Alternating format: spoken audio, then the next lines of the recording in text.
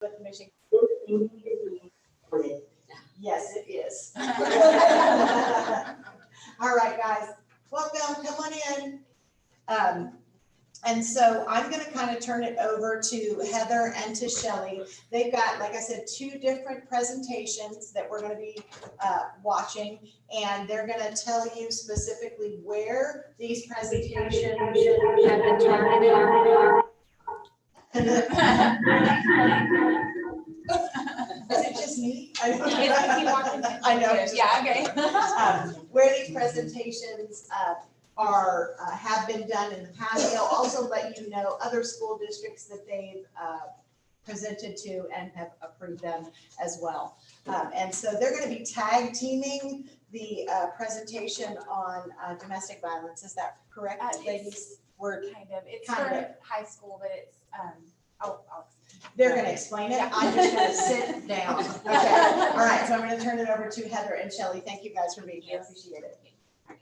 I'm Heather Buffkin. I'm with the Browns Pregnancy Center. I'm the Sexual Risk Avoidance Director. We've been presenting to Granbury schools for over 10 years now. And we specifically target 8th graders. We would love to be in the high school. So the TEKs that that my program meets is going to be 20, 21, and 23 as far as sexual health goes for 7th and 8th grade. And for high school, it's going to be 19 and 21. And in the past, it's been 8th grade that we've presented to. So I know that in the TEKs, they've lumped those two 7th and 8th grade together. So if you would want me to present to both, I totally can do that. And just in the past, we've done 8th grade only. I did just get reapproved in Toller, so they're going to move forward with our programs here moving forward. So to start out, I want to say abstinence leads to increased self-esteem, self-confidence, and student academic achievement.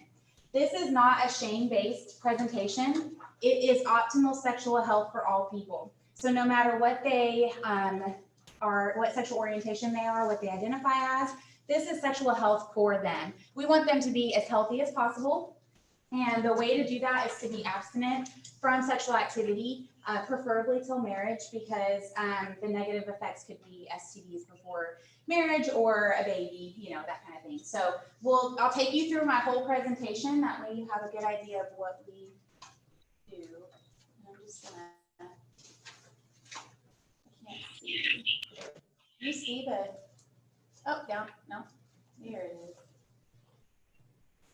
There we go. Okay, so my curriculum is Real Essentials. I also am part of a Sexual Risk Avoidance Coalition where we share information, which connects to the Med Institute. We also defer to the CDC as far as sexual health things that they put out. So Real Essentials is what I'm certified to present.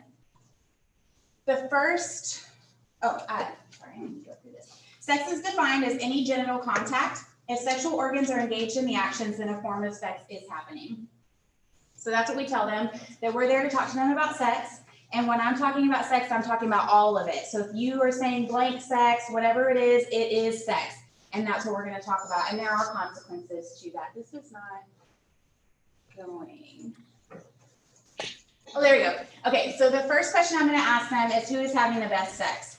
Because we believe that waiting until marriage is the best decision for them. We're going to ask them who's having the best sex. Is it going to be single people, married, divorced, cohabitating, which means living together but not married, old people? And it's very interactive. I throw candy at them if they answer my questions. They love it. So they answer the question. They usually know that it's married people. And the University of Chicago says that it's married people. Married people have more disposable income and appear to be happier and healthier. Commitment is present. Sex in marriage happens more often, is more enjoyable and more satisfying than in any other type of relationship. And that was a study done by the University of Chicago. Then we go ahead and we talk about the adolescent brain. The CDC does do a survey. It's called a Youth Risk Behavior Survey. And they have found, it was developed in 1990 to monitor health behaviors that contribute markedly to the leading causes of death, disability, and social problems among youth and adults in the United States. So these behaviors, often established during childhood and early adolescence, include behaviors that contribute to unintentional injuries and violence, sexual behaviors related to unintended pregnancy and sexually transmitted infections, including HIV infection, alcohol and other drug use, tobacco use, unhealthy dietary behaviors, and inadequate physical activity. So this is, the CDC puts this out, and I asked them, well, why are teens so risky? Let's look at their brain development. So first question is going to be, when is your brain fully grown? It's at 12 years old. When is it fully developed? It doesn't fully develop until mid-20s or even later. The last part's going to be the prefrontal cortex, and it controls planning, setting priorities, organizing thoughts, suppressing impulses, self-control, weighing consequences, making good judgment, and decision-making. And then I asked them, like, if your brain isn't fully developed, so you're going to have trouble in those areas, why would I tell you that? So they say, well, I have a brain. I can use it. So I'm telling you, I'm going to give you tools from here on out to help you use your brain so that you can get around kind of the risky behaviors. You can decide now what you want for your life. You can put a plan in place so that later on, you're not looking back going, oh man, I really wish I hadn't done that. And again, this is not a shame-based thing. If they've already gone that route and they're already sexually active, I just tell them, maybe you'll decide now to choose abstinence from here on out, because that's the healthiest 100% guarantee that you're not going to have any kind of negative consequences from it. So my whole self, there are, let me find my little sheet really quick. I like to read what it says on it. There are 6 types of intimacy, and each type affects whole person health. These make up each person and impact our relationships with others. We call this PIES. So I like to tell them to put their hand up, PIESS, and F is the last one, so there's 6 of them. So this is what represents how we interact with people. We're intimate in 6 different areas with people around us, and each one of them impacts us. So the first one's going to be physical, and this is interactive, like I said. So ask them, how are we physical? How do we have physical intimacy besides sex? Would be a handshake, a hug, a high five, pre-COVID. Right. Intellectually is going to be what you're interested in learning and how you connect with people. If you both like science, you're going to talk like that. If you both like books, you're going to talk about the books that you're reading, that kind of thing. In emotional, to me, what makes you happy and sad, I like to tell them, those commercials on TV with like the cute little animals and they want to make you cry and like take your money. That's the way they're connecting with you emotionally. They want to get your emotions up about, oh, look at these animals that need help. Socially will be, texting, hanging out with your friends. It's how you connect socially. Do you like to be in groups together? Do you like just only having 1 or 2 friends and hanging out that way? Next is going to be spiritual. This is the way you view the world and express the spiritual nature of your hearts. I do not talk about God in the schools, but we do connect on a spiritual level with each other because we all have something that we believe in. So you're going to find people who believe the same thing as you, believe different, but we're going to connect in that way. So it is how you view the world and express the nature of your heart. The last one's financial. So this one's how you view, spend, and save money, and how you connect with people in that way as well.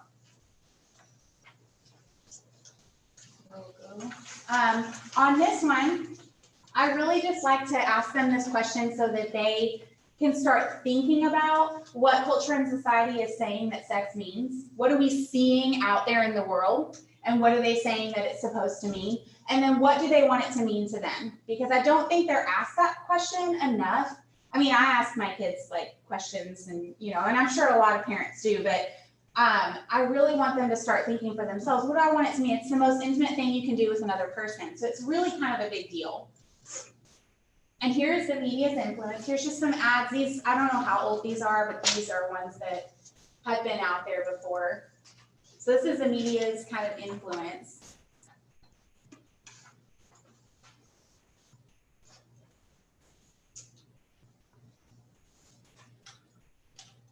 Not moving very fast, I'm sorry. I am clicking the button. Okay, so who says that it's okay to have sex with teenagers?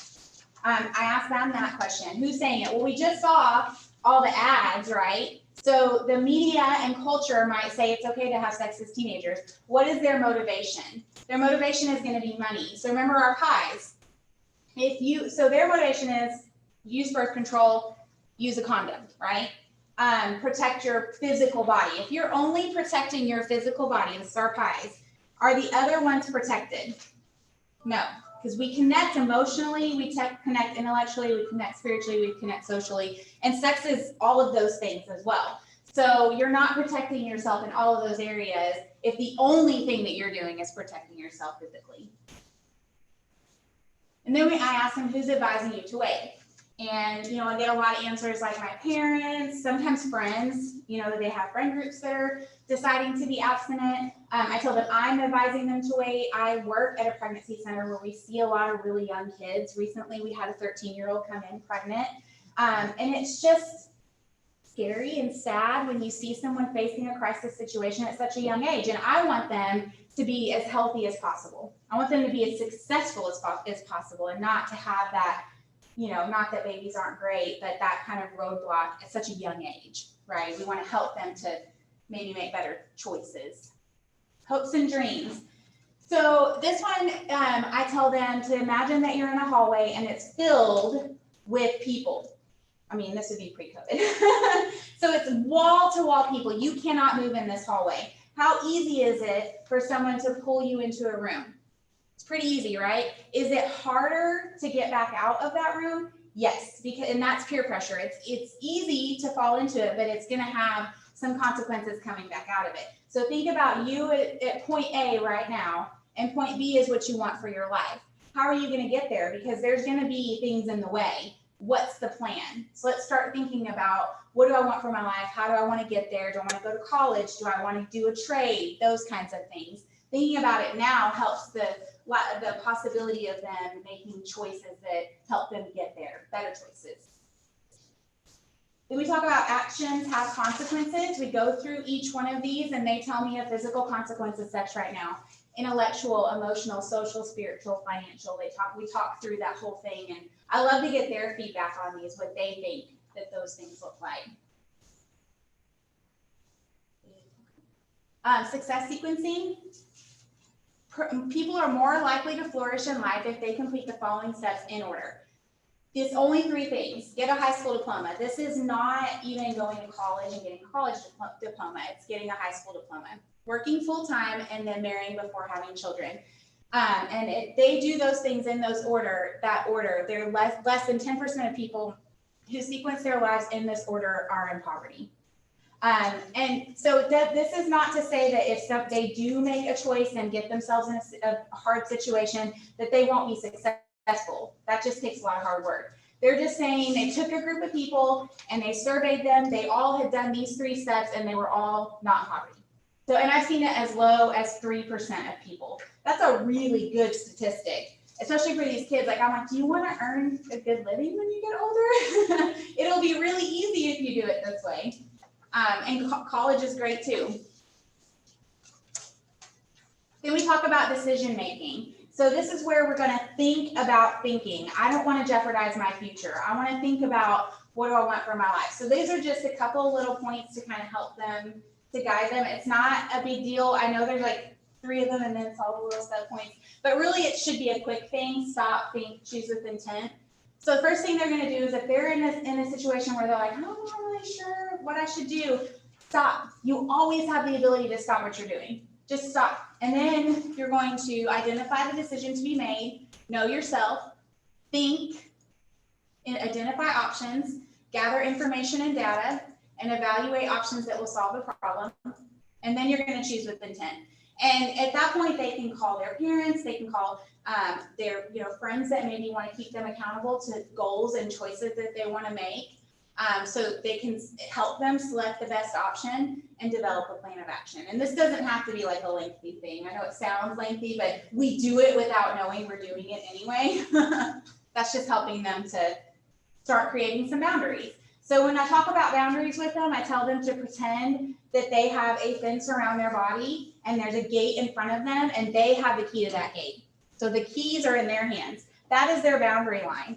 So knowing what your boundaries are, writing them down, talking to somebody about them is super important, especially when it comes to sex. Because then you're less likely to be caught in a situation that you're like, oh, how did I get here, right? You're going to maybe think about, well, maybe I should go out with that person alone. Maybe we should have a friend group or something like that. And then what behaviors might indicate broken boundaries?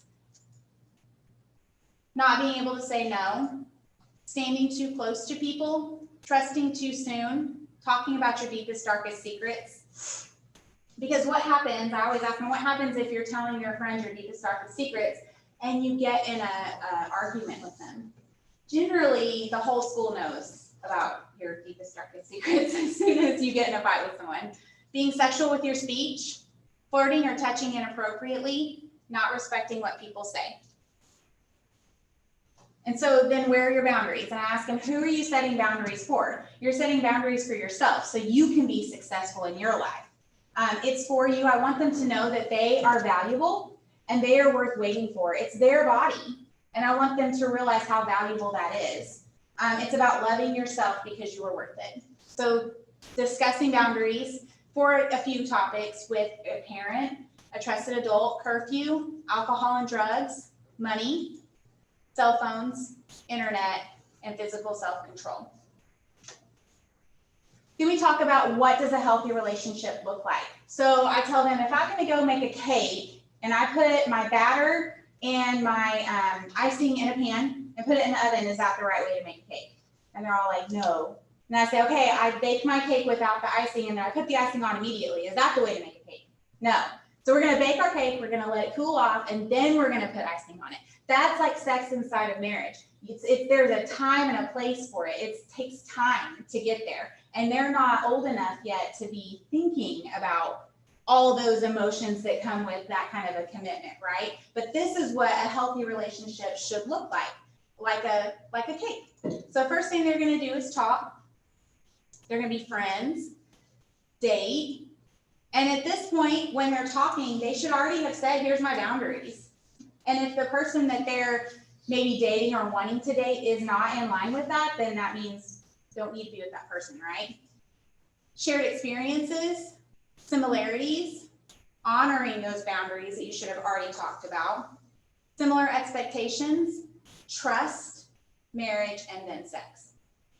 And I ask them, if you don't have your foundation already built in your relationship, say you're older and you're getting married, and you have a baby outside of marriage and that baby is really difficult. I have an autistic son and it's really hard on a relationship. Is it easier or harder to stay together if you don't have this? Like a really good solid foundation, right? It's a lot harder to stay together. It's doable, but it's a lot harder if you don't have, if this is what your relationship looks like, which is what kind of we see a lot of, where it's built on sex. It's not gonna hold up.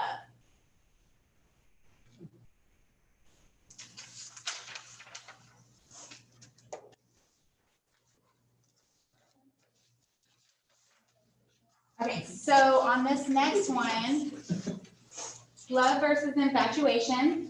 If I have time with them, I'm able to put infatuation down, put love down, and then I pass these out to all of the class, and they are laminated, so I'm able to clean them off for COVID that way.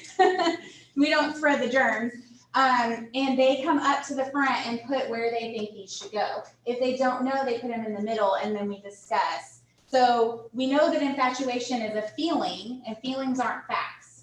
And we know that love is a choice. So I try to go over that pretty good with them to let them know you're not probably in love with someone right as soon as you meet that person. You're in infatuation with that person. And if I don't have time, if we're running out of time or something like that, I just go over it with them. Like, what do you think this one is? That's what I did last year on Zoom. I just read them off to them, and they just kind of told me what they thought they were.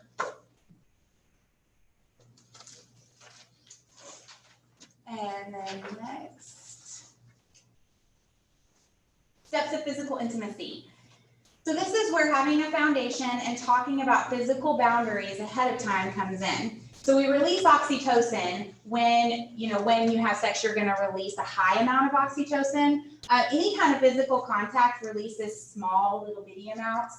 It's a really great, in great quantities whenever a mother has a baby that releases, it's a love bond. So we give them kind of steps of physical intimacy to hopefully help them create good boundaries for themselves, because things move, there's 14 of them.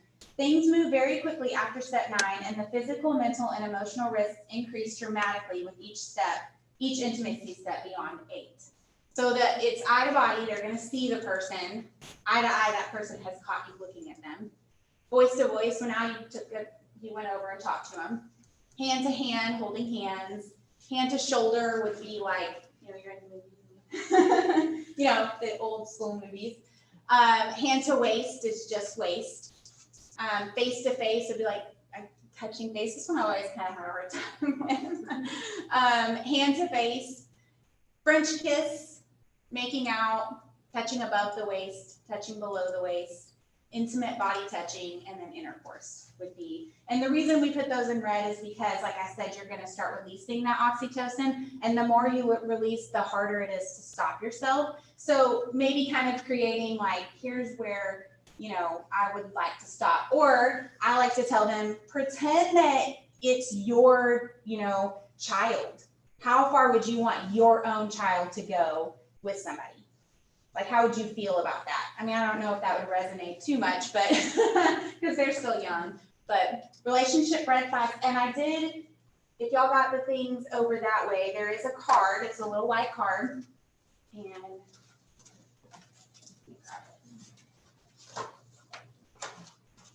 And on this has, on one side, has relationship red flags on it. And then it also has the National Sexual Assault Hotline number. And then on the back is breakup tips. And I like for them to take these with them because this can apply to any relationship that they are in. It doesn't just have to be like a dating relationship or anything like that. It's any relationship you're in. If you're seeing red flags, maybe talk to someone that you trust. Contact me. I tell them about Mission Granbury. I tell them about Putchie River. That they can always reach out and talk to somebody if they're experiencing any kind of red flags in any relationship that they have. Breakup skills, strategies, like I said, it's on the back of that card. And then we go into refusal skills. So on that one, Miss Shelley sent me a whole bunch of stuff, which I love. Let me look at, sorry. So avoid risky situations, get out of the situation quickly if unwanted pressure continues. And then she sent me swag, stop and say no. So no, I want to wait. I do not want to do this. I said no. W, give reasons why your boundaries need to be respected. A, avoid the situation and offer alternatives. So I want to stay with the group. It would be fun for all of us to go. G, get out of an unsafe situation. So I'm leaving because you aren't respecting my decision. Remember, boundaries. If you don't stop pressuring me, I don't want to hang out with you anymore. And then so watch for and practice these refusal skills. So saying no verbally, saying no with body language, repeating your refusal, suggesting an alternative, using strong words and tone of voice. Oh, and delay to buy more time. So then we talk about pornography. This is kind of an epidemic in our society, so I feel like going into it with them is really important for them to know that it can distort their view of a relationship. So it distorts our views on sex. It has a powerful allure, but it puts forward false, unrealistic images that lead to expectations no one can live up to. It objectifies people and removes the relational component of sex. This can have lasting effects on current and future relationships. It can also cause pornography-induced erectile dysfunction. And there is a guy I like to tell adults, his name is Gabe Dean, and he is on YouTube. And he had this happen to him. He's kind of graphic, so I wouldn't actually probably share a video like that in school. But for parents to watch it, and if they feel comfortable sharing it with their children, it happened to him, and it took him well over a year to recover from it. And he also started watching porn when he was 8 years old. So it's a big deal. They're being exposed to it younger and younger. It makes me sad. And at that point, I also tell them the legal age of consent in Texas is 17. Under 17 is considered statutory rape. 4 years older and they're under 17 is also statutory rape. And we don't want to pass pictures of ourselves naked to anybody. That is distribution of child pornography. And we don't want them to do that either. And you can be prosecuted for these things. If it's statutory rape, I know somebody that happened to. It was consensual, but she was under 17, and now it follows him around his whole life. He has to tell people where he lives. He can't live near a school. He can't live near a park. He has very limited job opportunities. It is a real thing, and it will always go with him his whole life. So even though he's still able to have a job, it's not what he wanted to do with his life. So thinking about what they're doing.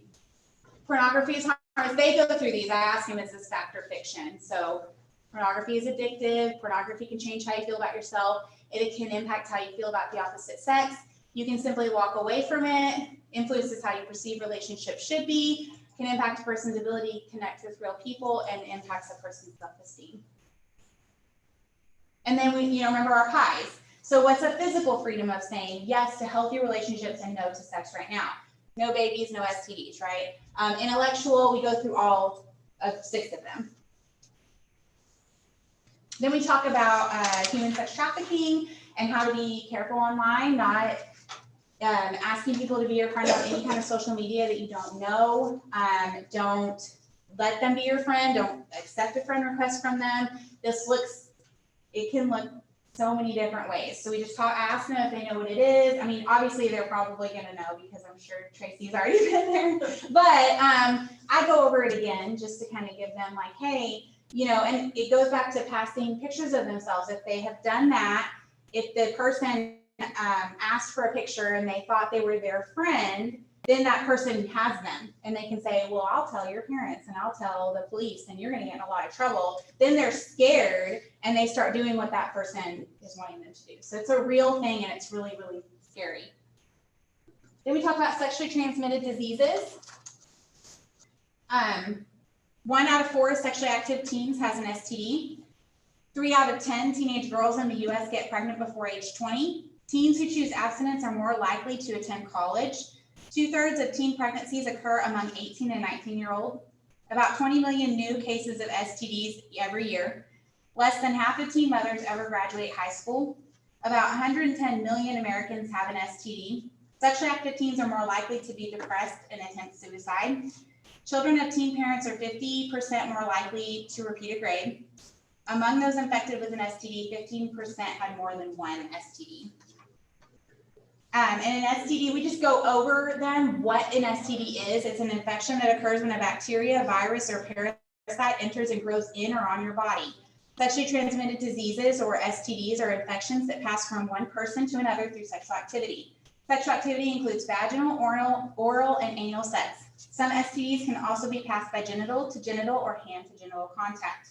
STDs can be present without any signs or symptoms. They can be spread even if there are no signs or symptoms. Some STDs are curable and others are not. Some STDs are spread by skin-to-skin contact without requiring penetration. And I go over, HIV. I mean, I figure y'all probably don't want me to sit here and tell you all about it. But we also have to tell them that at the Brazos Pregnancy Center, we do offer free STD testing. So if they are sexually active, we can test for gonorrhea and chlamydia with a parent present. And if they don't have them and they feel like they have something, then we can refer them out somewhere else. So letting them know if you are doing this, you really need to get tested because it can cause sterility if they really want to have kids later, or if they don't know they have it, they're passing it on. There's an activity that I like to do with them. Sorry, I forgot to do my slide. And it's called an incurable pen disease game. And so I have them stand up. Since it's still kind of COVID, I have them bump elbows with, so they have 30 seconds to bump elbows with as many different people as they possibly can. So whoever bumped elbows with the, most people stands up and I say, congratulations, you have won the incurable pen disease game, or the incurable pen disease. So I ask people who have bumped elbows with them to stand up. Then I say, well, who bumped elbows with any of these people? Those people stand up. So if you bumped elbows with them before the first person, you're fine. But if you bumped elbows with them after the first person, you might have come in contact with that incurable pen disease. So it just shows them how fast an STD can spread. And it's a really quick game, so it's good to kind of do that at the end of our time together. And this is just over 19 million people contract an STD each year. 25% of those infections occur in people under the age of 25. Most STDs don't have or show any symptoms at all, but many can impact your health for the rest of your life. And that's the 7th and 8th grade presentation. So on the high school one, let's get that one pulled up real quick.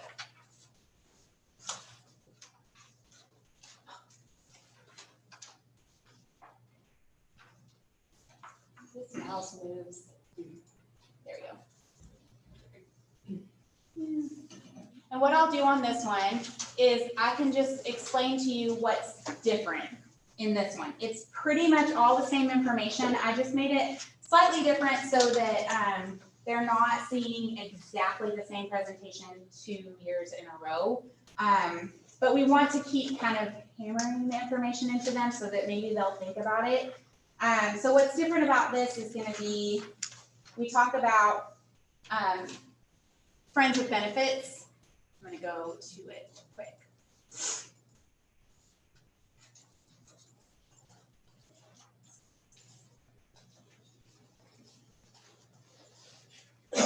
Okay, so sex, what is sex?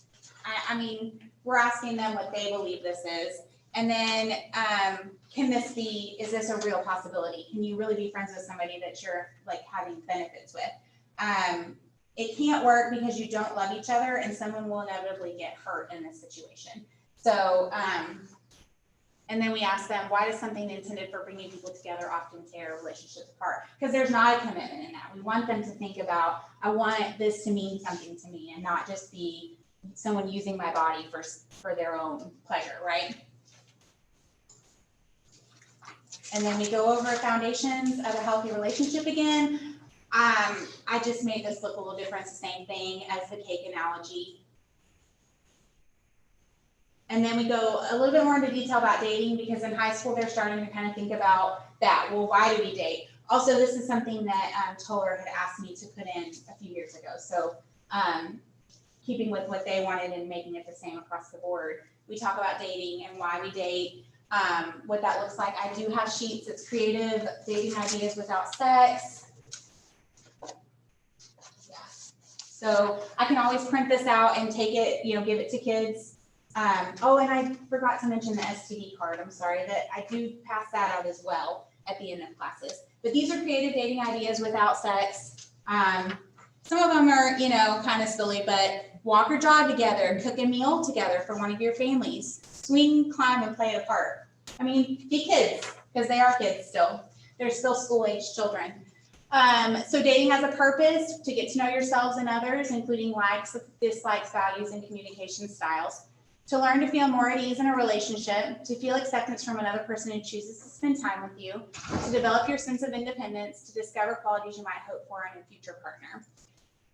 And then on this one, I do an activity with them where I ask them, what is something really, really expensive that you are want? What's like a dream thing, like a dream car or something else that's really expensive? Car just came to my head. So I asked them, if your parents gave you that dream car for your 16th birthday, would you let Shelly borrow it? And they go, no. Okay, would you let Tracy borrow it? No. Would you let anyone borrow it? Absolutely not. That's my dream car, right? Well, it's the same thing with our bodies. We don't want to just passively give our bodies to anybody. We should think about what we're doing. That is the most valuable possession that we own. So setting dating standards helps ensure a dating healthy experience, having a plan, set physical intimacy boundaries ahead of time, verbally communicate boundaries. You should be talking to each other. Plan dates that are creative and fun, have self-control, dress appropriately, and set a time to be home and stay sober. I ask them same question here, and I do ask them who's asking you to wait, but the slide is just not on here. Talk about actions having consequences. We talk about peer pressure, same hallway analogy. And if I'm in a small group, I do the egg on a jar, which I tried to do with Toller, it did not work. But you see if you can push a boiled egg down into like a milk jug, and you can't, like one of those old timey glass milk jugs. But if you put a piece of paper in there and you light it on fire, it sucks it immediately in there. That's a great analogy for showing them how fast peer pressure can pull you in. And you can only get the egg out if you cut it up into pieces and dump it out. So there's going to be consequences for whatever you do. We go over pornography again.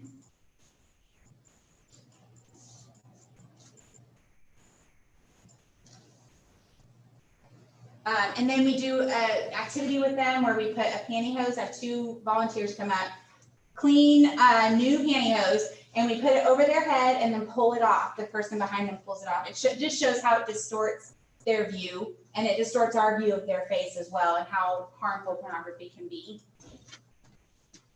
We talk about success sequencing. And this is love versus infatuation. I just kind of talk about it. Then we rise above risk, and this is where Shelley would come in. If y'all approve this, she would come in and do her. Bill, do you want to go ahead and go over that? Okay. So actually, because I was going to start talking about prevention of sexual assault. I want the kids to know that sexual assault occurrences cannot always be prevented. And always, if somebody is sexually assaulted, to tell, to turn, talk about it. And also, it is never the victim's fault, okay? So I want the kids to know also, do not be afraid to say no. It's okay, say no. Like Heather was saying, it's your body, just say no. Stay in groups, that's a way to prevent sexual assault. I also want to talk a little bit about drug-facilitated sexual assault. People think about that happening in bars and that kind of thing. Well, no, this can happen in restaurants if kids are together, slipping a roofie in somebody's drink and their soda, that type of thing. So again, I want kids to be aware of that. Set limits, boundaries, make them clear. They've got to make it clear. Say, this is my body, this is what I want, this is what I don't want. Do not interact with people that you don't know through social media. We talked a little bit about that as well. And always trust your instincts. If you feel like somebody's been, got some bad intentions towards you, go with that. It's okay. Just say, no, I don't want to be around you.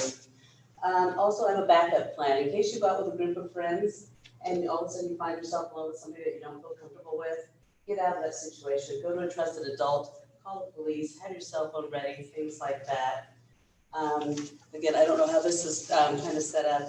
As far as the sex trafficking, I did want to expand a little bit on that, just kind of let the kids know where traffickers are looking for kids.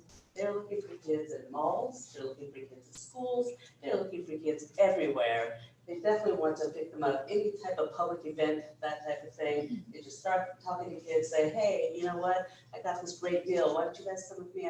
Hey, let's do some movies, or let's, you want to be a model? One thing I'd like to show them is we see these signs everywhere. These are recruitment signs.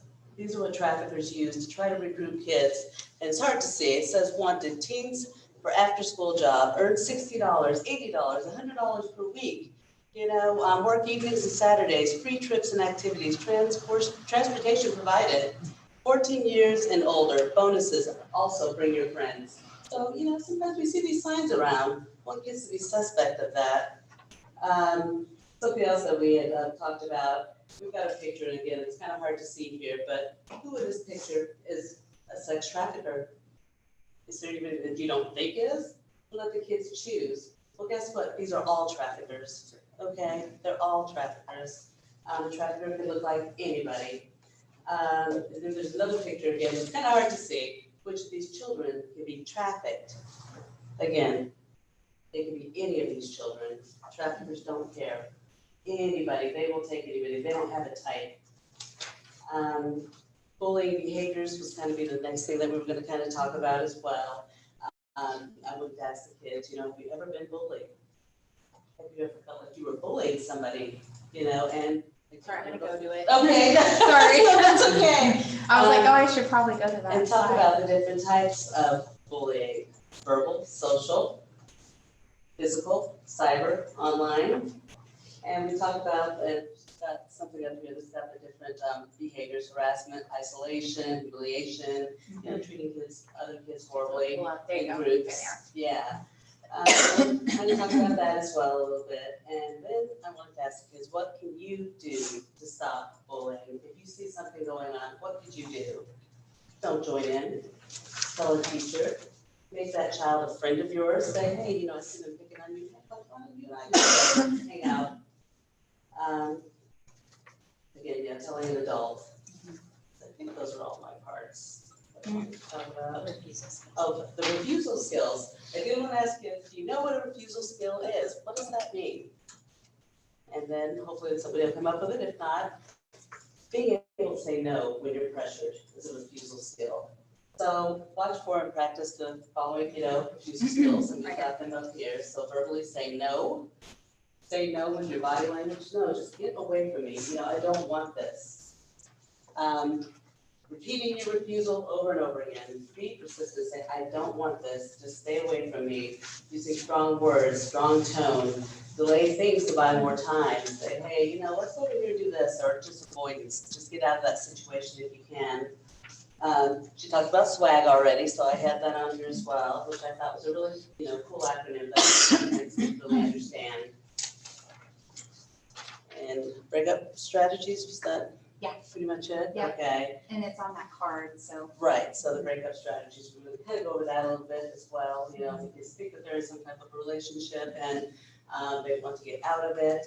And again, this is for the high schoolers, you know, do it in public around friends, you know, you never wanna be alone with somebody, especially if you're feeling kind of uncomfortable with them, if they made some type of gesture towards you or said, you know, horrible things to you. If you break up with me, you know, I'll just kill myself, I'm gonna kill you, things like that. Just make sure that you do it in public, communicate the breakup clearly and firmly, say, you know what, this is over, we're not going there, we are done. If things start to escalate, of course, find an adult. And safety planning is something else that we really want to talk about with the kids as well. Keep your cell phone handy when these things are going on, kids always have their cell phones.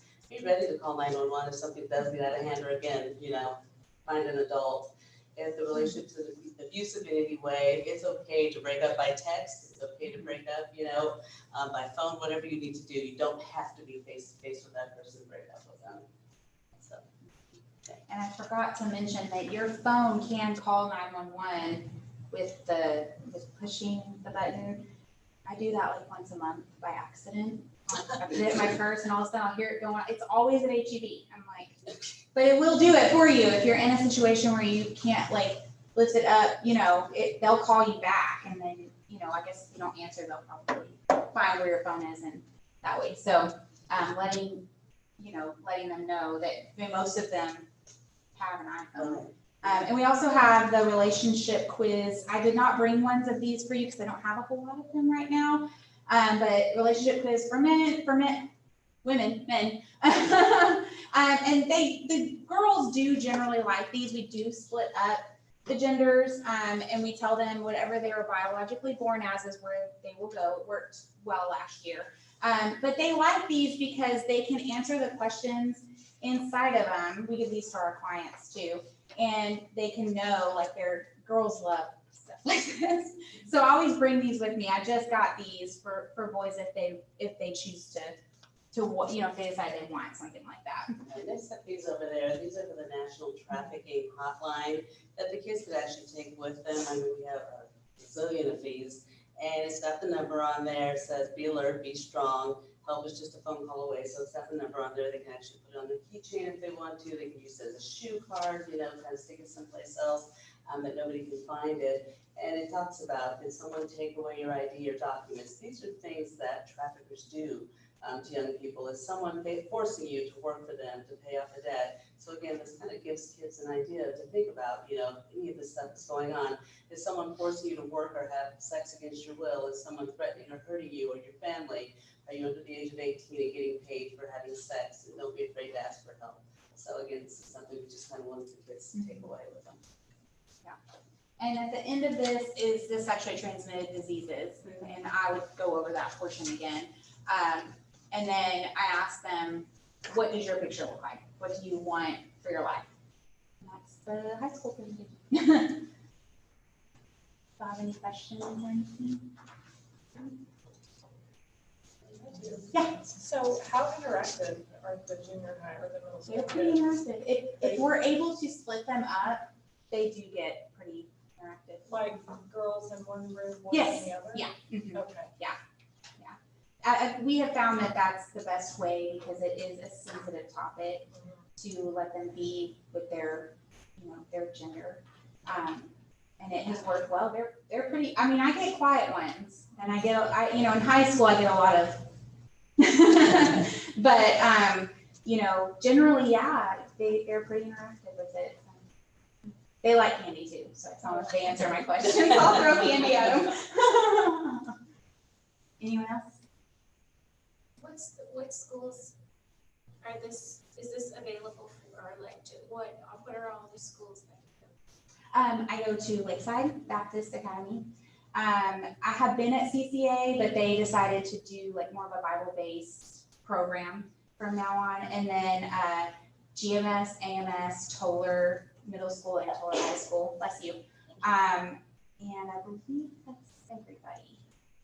And just to let everybody know, that this presentation has been in the high school for years. It's just that we've had a gap of time. Yeah. Now that we're shifting to a different format with SHAG, we just want to be careful with everything. Yeah. And the legislature came out with some new rules. Yes. As on how to make sure that we have Yes. parental involvement and awareness before we put things in front of our children.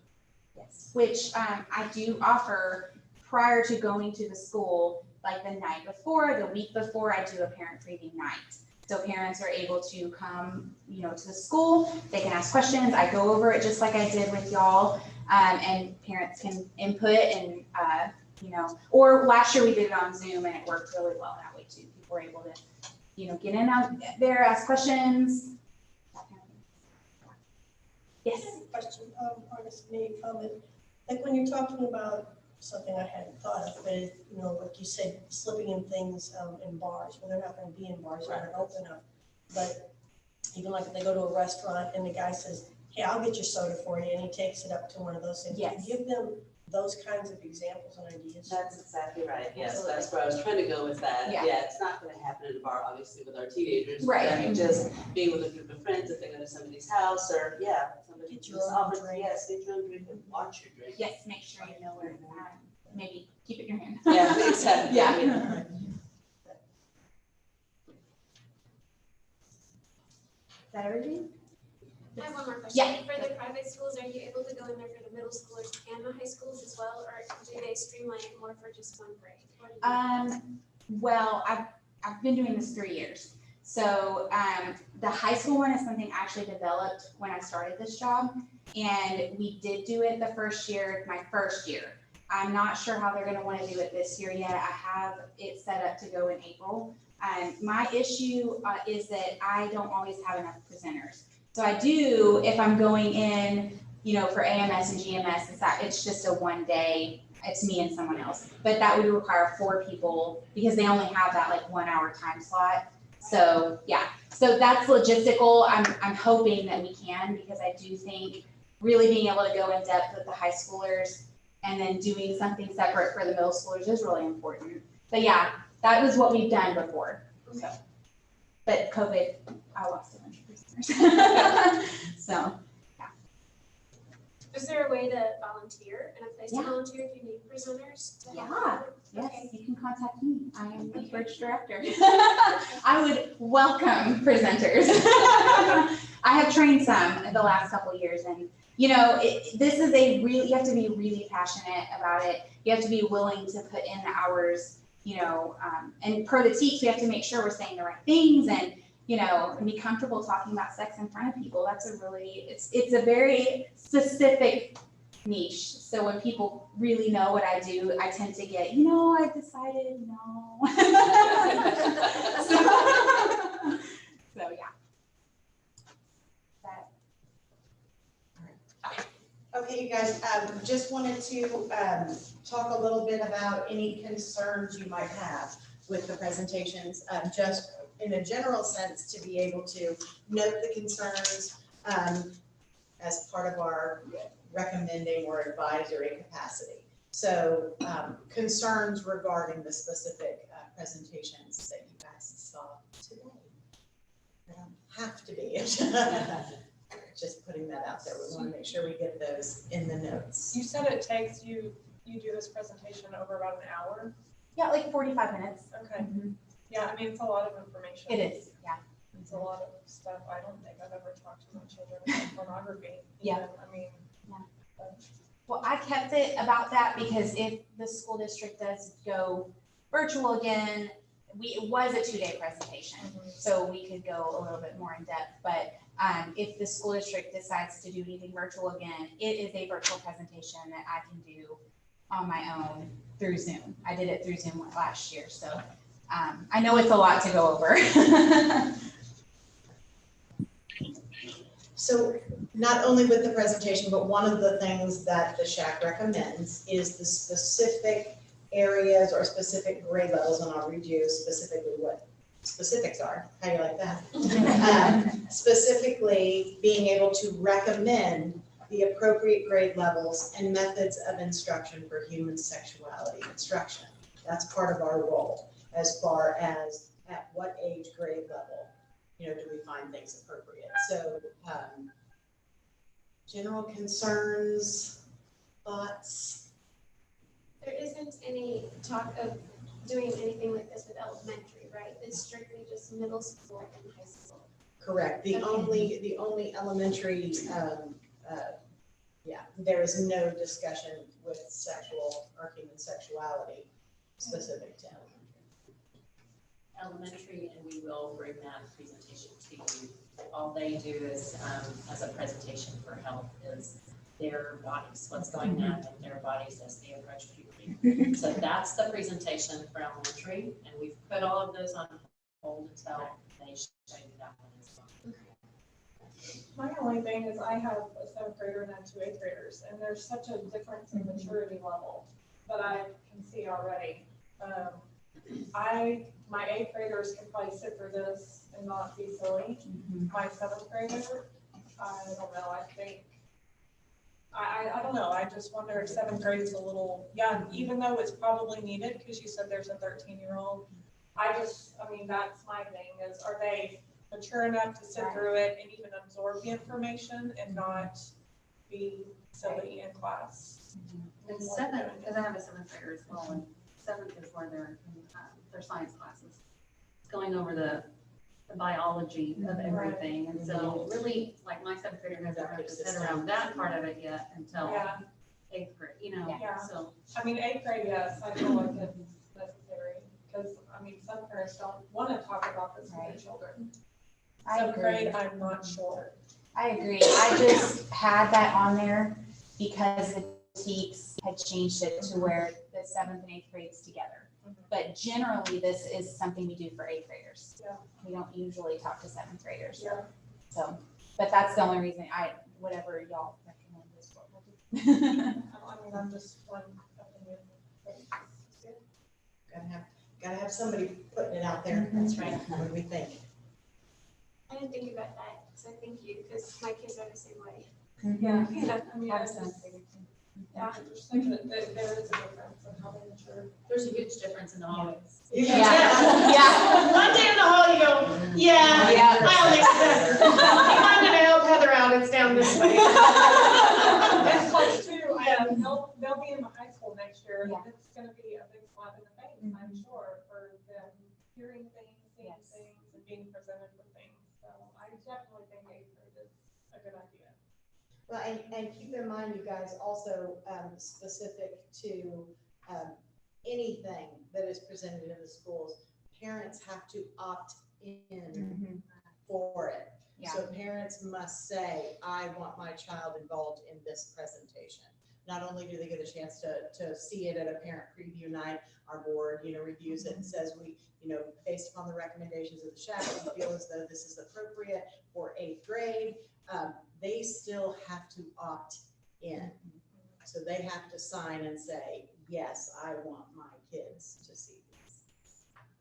Which is new, because it used to be opt out. Right. So, So they didn't take the note home, or they. right, which was, a lot of them did. Well, I will say, if your kids have a phone, I'm sorry, they've seen it. And Yeah. They've seen it, they've seen it a lot sooner than you think. I agree with It's that. frightening. So And they talk about it. to me, as a parent, that scares me more than this. It's protecting them, virtually, in the virtual world. I think even though they act silly, since I talk about all this sensitive stuff, it still needs to be talked about, because they already know, like you said, and you have to, and I know Heather knows how to, you just have to act like it's no big deal, Right. and it's about classroom management when they act crazy. 'Cause they will. Be ready for them to. They will, yeah. Because they will. I tell them to just get their think, I stories always, out. when I was with my girls, our church kind of taught us about talking to our kids about sex before they ever hear anything about it at school, so they know you're the authority. You know what I mean? So they can come to you. So I was going along going, yeah, but then at the other hand, I'm going, I've listened to my daughters and what they were talking about friends were doing in sixth grade and Well, so, but that's true. I don't know if y'all ever can think of she's a pediatric gynecologist. She does a TED Talk, and when a child, especially in the eight is the age, when they hear something, they believe it to be true, and you cannot convince them otherwise. And I saw that years ago, and I did talk with my children at that age, because if they don't hear from you first, they're not going to believe you. Yeah. I mean, it's just hard. I just think about my seventh grader, and I don't think he, well, hey, you. Yeah. It's, you know, maybe we comprehend. yeah, it definitely is the way it is, it's, yeah. It's I a lot, understand what you're and saying. they don't understand about relationships. I Yeah. can also play devil's advocate for what Tracy's trying to say also, because, I mean, I was in the middle school, so the hallway, I mean, it's true. They are a different beast with 1 year of maturity. Yeah. But hearing something more than once is never a bad thing. Right.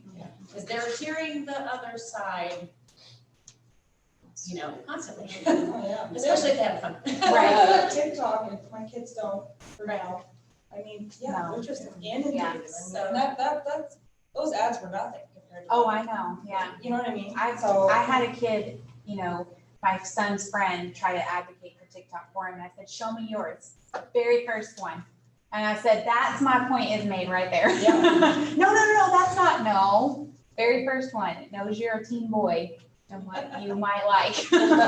Yeah. So, You guys, let's go to the chat. I think there's a chat. Can you? Yeah. Chad I said think- that, it was Betsy Ross Betsy. said that she enjoyed the parent preview nights. It's a wonderful option so parents can prepare for questions. Elizabeth Pritchard said that she agreed as well. okay. Thank you, Jason. Was there any questions that I needed to answer? No, ma'am. Okay. Is this only gonna be a 2-year thing? They're not gonna get it like again in 10? I have it, what I do at Toller is it's 9th and 10th grade are together, but they're a lot smaller school. And then 11th and 12th grade, and I have a separate, looks the same, but a couple of different things just so they aren't hearing exactly the same thing that many years in a row. But I mean, I'm at your disposal. This is free for y'all. You know, I have lots of resources and I can come in and do another one in 10th grade. I can do whatever you want. I just think it's so important to talk to them about this and set that bar and that standard. We're asking them to do well in sports. We're asking them to do well in school. We're asking them to do well in every other area of their life. And I believe that we need to say it's okay to wait for this until you're older, you know? Absolutely. Yeah, the more they hear it, the more they hear the truth, the more Yes. it's gonna sink in. Yeah. Courtney Gore asked on the chat, are we deciding if this should be offered to 7th graders or not? She was not clear on that part. So we can decide on a recommendation that we take to the board and then the board will decide. So if we think it should be 7, 8 or 8 only and then 9, or do you want her to come back 9, 11 or something like I that? think repetition is key. I think For sure. I think 7th grade's fine because you can opt in. Yeah. You know, when your child's like, I don't wanna do that. Yeah. Yeah, I don't think it'll be hard. I don't see negative. I just wonder how receptive and how cooperative they would be in listening, and if it would, I mean, they get Yeah, I rowdy, think it's a but good I've thing. been, at Toller, they had asked me to do some separate presentations and I did a 7th grade one over like bullying. They were crazy, but you just go, hey guys, this is important for you to hear. And you need to be respectful of the person in front of you. I mean, I've been around a lot of kids and they get wild and I just take the candy away and I say, all right, well, I'm not gonna ask you any more questions. I'm just gonna go over this. You're gonna hear it, we're done, you know, so. I'm totally for doing it in 7th grade, you know. Elizabeth Pritchard said, I think the more they hear, the better, 7th, 8th, 9th, and 11th. Yes. So Elizabeth said 7th, 8th, 9th, and 11th? Okay, so when I start saying, okay, we're gonna do it at 7th and the exact same thing at 8th and the exact same thing at 9th and the exact same thing at 11th, are we talking about? 9th and 11th would be the second presentation with me and Shelley. And then the first presentation would be 7th and 8th. All right, so our recommendation would be that this particular presentation is fine at the 7th and 8th grade level, with the second presentation at the 9th and 11th. Is that what I hear? Well, and could we just say 9th and above, because here's what it gets to be another issue of getting kids all in one place at one time. We have a few ways we can do that with 9th grade. It gets harder after that. Because I we can always do, half one day, half another. I mean, if they had certain periods that, I could come in, my issue only that would be hard would be to have two presenters at one time. But I could come in, talk to just a group of boys first, and then come back and talk to just a group. I can do as many of that as needed to get the whole class level taken care of. Just so you're aware, we're talking about over 600 I children know. in one class. So Oh, 300 yeah. boys and 300 Yeah, girls. I know. Okay. Yeah. It is hard. I know it is. Yeah. But it would be worth it. Yeah. And this is what I love to do, so I can talk about it all day long. So 9 and one more time, as a high schooler, I mean, this is why it's hard at the high school. Yeah. Once you get done with 9th grade, you start having all these mixed level classes because they take their different paths. And so then you're like, where do I pull them from? Well, we don't want to pull them from English and, and that's really the only place anymore that they really all track the same. Because they make different decisions, social studies, they are on different paths mathematically. So like the only place that they still kind of track similarly is in an English classroom. And we're trying very hard to preserve that time for obvious reasons. So that's keep it in why, mind. our high school counselors are advocating for 9th and then, and then one more time. Ron Burner's comment was, I think the 11th grade is a good refresher, just from that statistic of teen pregnancy statistics being higher at the 18-19 age group. And Betsy Ross's comment was, I agree with Elizabeth, there are parents that don't discuss, and kids who aren't in churches, and this may be the only place they ever hear this. Yes. Well, they do it like a lunch hour or that's optional. Will you opt in? I mean, good. I mean, Yeah. you know. Yeah, you bring pizza. Bring your lunch and you get pizza. My organization would sponsor that if you said free pizza, we will do it, Yeah. 9 and 11 and we'll make it work. Yeah. Okay. That's our recommendation to the board. Lunches are only 30 minutes at high school. Right. Well, I mean, I could quickly, especially if it's like the higher grades, hey, y'all have already heard this, I'm just reiterating it, But if you feed them, you can keep them in there during their advice as well, probably. Yeah, Ooh, we'll get nice, requests. okay. Yeah, it can be combined. You could combine the requests from lunch. Yeah. Right? I like it, you guys. Okay, we're gonna put down 7, 8, 9, 11. Yep. Okay, 9, Got 11, it? the second presentation partner. and just one more time, we are an advisory council. Therefore, we take this information to the board and the board then votes and decides, okay, on specific presentation. And it is opt-in, so that will be a good starting point, all right? Anything else that you guys can think of, anything else that we didn't review that you was in relation to this, or any questions at all? All right, y'all are a quiet bunch. Although we did get a little talking. Yes. Thank you guys so very much for Thank coming. you We so appreciate much. you. Thank y'all. One more comment. From Dora's last question was, can we continue to keep this as an opt-in? It will. It will be an opt-in. Yeah. Absolutely. It's the law. Yeah. I know when they changed that, I was like, Thank you guys, thank you everybody for Zoom. Thank y'all. Hope y'all are good. I'm waving to you, but I don't know if the camera's on me, so. All right.